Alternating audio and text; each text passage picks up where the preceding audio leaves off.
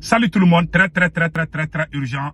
Aujourd'hui, jeudi 15 août 2024. Mes chers amis, le Haut Conseil islamique du Mali, le président du Haut Conseil islamique du Mali, Ousmane Chéri Maran Aïdara, aurait proposé de négocier avec des terroristes, selon le journal Mali Plus Média. On vient de voir ça tout de suite.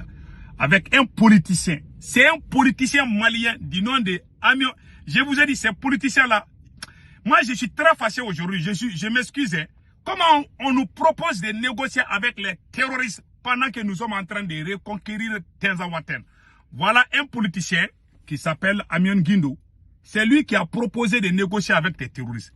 À notre grande surprise, le président du Haut Conseil islamique du Mali, Ousmane Chéri Maran Aïdara, que je respecte beaucoup, j'ai appris que le Haut Conseil islamique du Mali est d'accord pour que les autorités maliennes négocient avec les terroristes. Vraiment, c'est une chose qui ne m'a pas du tout plu. Je vous informe pour votre information. Voilà, et il s'appelle, voilà l'encadreur, celui qui entraîne. Voilà l'Ukrainien, le chef des services, voilà, comment on appelle là, le renseignement militaire qui s'appelle, il s'appelle Andriy Romanenko. Andriy Romanenko, c'est lui qui est en train de former les terroristes du Mali. Voilà sa photo et sa carte d'identité. C'est ça qu'on vient de voir. C'est ça qu'on vient de voir. Que c'est ce monsieur qui est en train de former. Qui est en train de former. Vous voulez qu'on négocie avec des gens que la France a fabriqués. Mais qui dit la SEMA, qui dit la France? La France a juré qu'elle va y revenir. Vous voulez qu'on négocie avec les enfants gâtés de la France, des gens qui ont commis des crimes. Comment le Haut Conseil islamique du Mali peut demander des choses comme ça? Je suis tellement déçu aujourd'hui. Voilà, c'est écrit ici, je vais tout lire. Voilà, je vais tout lire et après on va décortiquer. C'est écrit ici noir sur blanc. Mais je vais faire des enquêtes. Mais plusieurs pages maliennes ont vraiment publié ça. Ça a l'air d'être je ne sais pas, mais je vais voir. Voilà. Je vais voir la véracité parce que j'ai vu partout. Il y a les personnes crédibles qui m'envoient, qui m'ont dit que c'est vrai. Mais je vais attendre. Mais je vais conseiller d'abord. Parce que pendant les dialogues intermaliens, je suis sorti, j'ai dit haut et fort que je ne suis pas d'accord. Ils ont mis ça dans les documents. Quand Assimi Goïta a organisé les dialogues intermaliens, ils ont mis ça dans les documents que nous allons négocier avec les terroristes. Est-ce que c'est le président Assimi Goïta qui est en train de se cacher derrière les leaders religieux pour qu'ils viennent en première position parce qu'ils savent que... Comment toi tu dis que tu es venu pour le changement en tant que président? Tu caches des choses au peuple malien. Moi c'est ça qui me plaît pas chez lui quoi. J'ai vraiment pas envie de parler d'Assimi Goïta, mais c'est lui, hein, c'est lui vraiment. Pourquoi vous voulez qu'on négocie avec des terroristes? On ne veut pas un président qui veut négocier avec des terroristes. Franchement parler, hein, je vais être honnête. Si vous entendez cette démarche, on n'a même pas fini de récupérer Tinzaouaten. Pourquoi vous voulez nous proposer d'aider? Si vous dites de négocier, ça veut dire que nous allons arrêter les combats. Et ils vont rester avec les armes là-bas. Ils vont se réarmer. Ils vont appeler beaucoup d'autres mercenaires. On ne doit pas les donner du temps. Ces histoires de négociation avec les terroristes là, c'est très dangereux pour le Mali. Et c'est la plus grande honte du siècle. Je vous dis, hein, et nous sommes dans une confédération qu'on appelle AES. Dont le président est Assimi Goïta. Le capitaine dit qu'on ne va pas négocier avec les terroristes. Le général Tchani dit qu'on ne va pas négocier. Pourquoi le Mali négocie?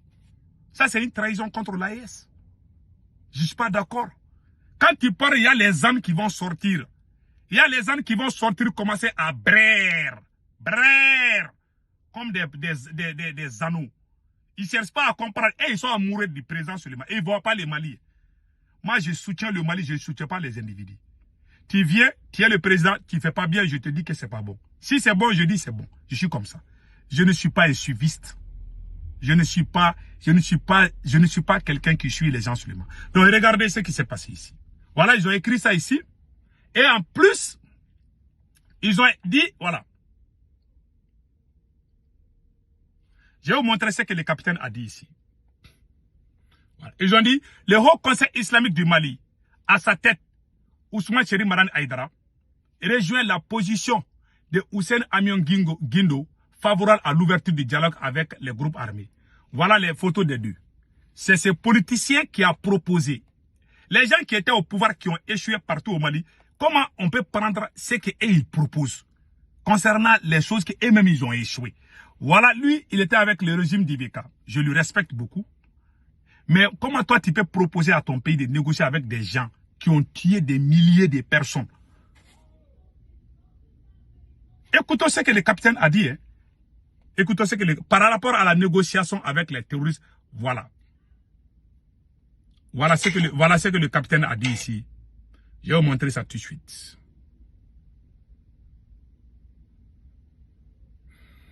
Par rapport à la négociation avec les terroristes. De ce territoire-là, on va négocier.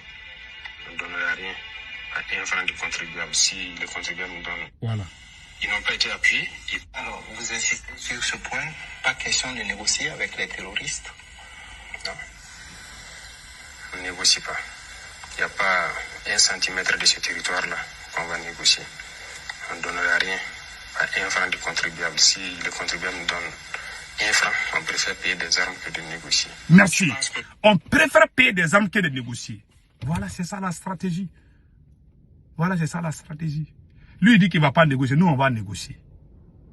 Ouais, c'est quelle incohérence.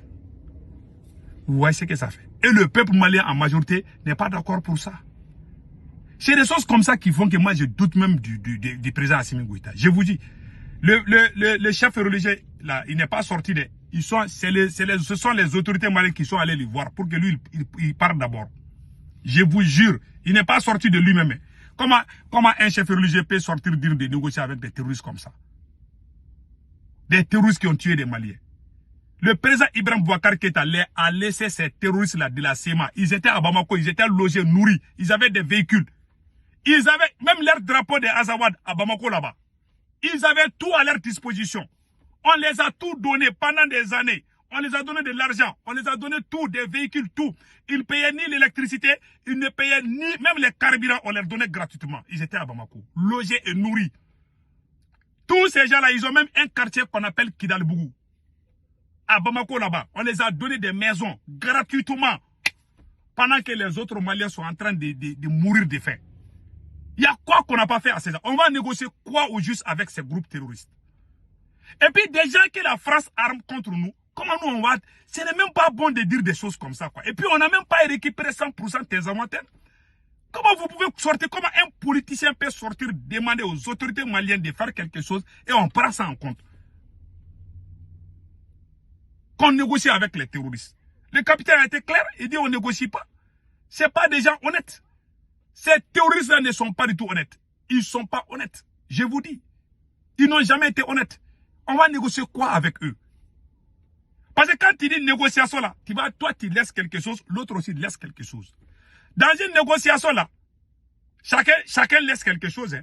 On va laisser quoi? Parce que quand on a posé la question au capitaine, il dit on ne va pas laisser 1 seul centimètre. Quand il parle de négociation, ça veut dire que toi, il y aura des compromis de part et d'autre. Voilà ce que ça veut dire le mot négociation. Est-ce qu'un Malien, citoyen malien doit se lever en pleine guerre pour parler de négociation?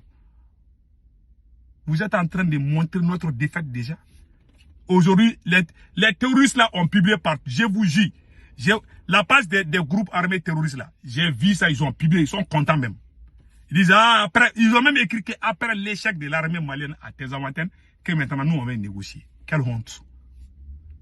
En tout cas, je ne suis pas d'accord. Et l'idée là est venue de Assimi. Pendant les dialogues intermaliens, j'ai averti les Maliens. J'ai dit, Assimi Goïta est en train de mettre quelque chose là. Ça va nous coûter cher un jour. Il a mis qu'on va négocier avec les terroristes. Il a même écrit djihadistes, les gars, alors que c'est des terroristes. Ces gens-là sont financés par la France. Il y a même des instructeurs ukrainiens qui sont là-bas. Vous parlez de négocier avec des gens qui cherchent même des alliances pour nous détruire. Ça dit, je ne sais même pas. On va négocier quoi? On va négocier quoi avec eux? C'est ça que moi je ne comprends pas. Voilà des... au moins nous on est en train de nous bagarrer à Bamako là. Et regardez là. Voilà celui qui est en train d'entraîner. C'est lui, il s'appelle, d'après les sources fiables, l'Ukraine serait engagée dans la formation de combattants Touareg du Mali, sous la direction d'Andriy Romanenko, un cadre de renseignement ukrainien. Ces nouvelles révélations soulèvent des préoccupations croissantes concernant l'implication de l'Ukraine dans la région. Voilà Andriy Romanenko. Voilà sa photo ici et sa carte d'identité. Et ils sont en train de former. Au moment où ces terroristes se préparent à nous attaquer, nous sommes en train de croiser les bras à Bamako. On va négocier. C'est une façon de montrer notre faiblesse. Vous ne voulez pas qu'on meure dans la guerre là. Combien de Burkinabés sont morts? J'ai remarqué cette chose-là. À chaque fois qu'on tue beaucoup de soldats maliens, ces gens-là sortent toujours pour parler. Il n'y a pas un pays, il y a des sacrifices. On va accepter de mourir pour que notre pays soit libéré. Soit on accepte de mourir pour que le pays soit libéré, soit on va rester esclave à vie. Et je ne suis pas d'accord avec ça. Combien de Russes ont été tués pendant la guerre d'Ukraine? Bientôt 1 million de morts. Bientôt 1 million de morts du côté russe. N'en parlons pas du côté de l'Ukraine. Les Russes se battent. Les jours que Hitler a pris la Russie, voilà l'homme noir. Quand on commence, si ça chauffe, on va reculer. Non, on va négocier. Moi, j'aime pas ces idées-là, quoi. Voilà pourquoi moi, je ne suis pas d'accord avec Assimi. C'est lui qui a écrit ça dans les dialogues intermaliens. C'est lui. Je vous ai dit. Il y a des farfelis, des ânes qui sont en train de brère. Ah non, ils n'aiment pas Assimi. Mais voilà les conséquences. Les terroristes sont contents aujourd'hui. Hein. Ils sont en train de fêter quand le Mali va négocier avec eux. Et venant du Haut Conseil. Et prononcé par un politicien. Vraiment, je ne suis pas content aujourd'hui. Passez excellent week-end.